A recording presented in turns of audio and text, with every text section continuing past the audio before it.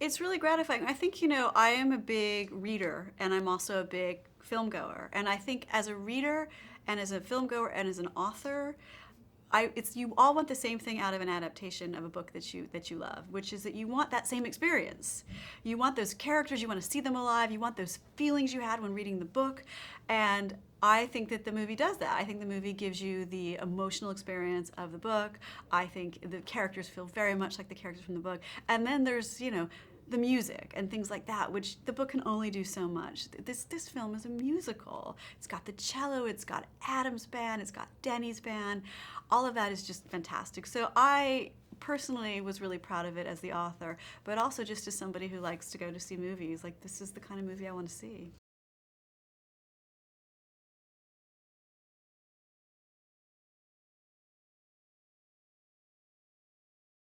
They just had it. I mean, and I'm so glad that they tested, you know, Chloe with different actors for chemistry, because no matter how good somebody is or cute or this or that, if they just don't have it, they don't have it.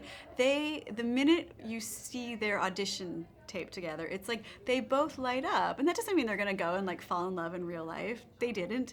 But it's just that they really kind of got along. They goofed around on set. They had a really nice rapport, and they just had a great chemistry. So you really believe that love story. You believe they want to be together, and I just think that it translates into like it's swoony to watch them. And when you watch them fight because life is taking them in different places, you really feel that anguish. It feels real. It brings you into the moment. There's not that kind of barrier of like, I am watching actors falling in love and now fighting. It's like you are invested in the characters.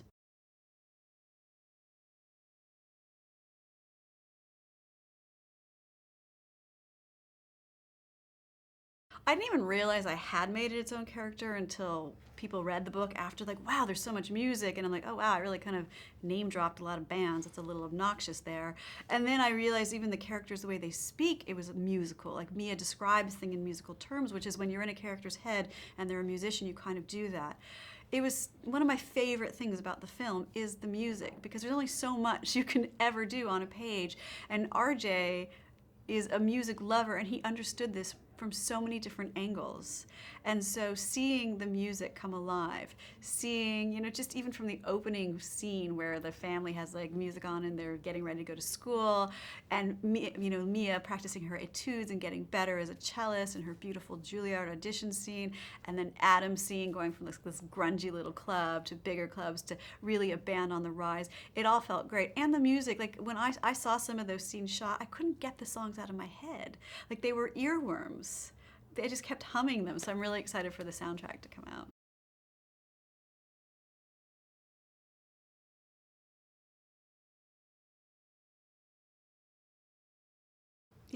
I sat down with RJ sort of before we had kind of landed with a studio. We weren't sure where it was going, but we had Chloe at that point. We had the great script, and then I met RJ, and I just knew, like, you just have those moments of just like deep intuition. And he was speaking about his vision for the film, and he understood it on so many different levels. He understood the characters and the teenagers and the falling in love and the familial relationships and the music and kind of the metaphysical spirituality of it as well.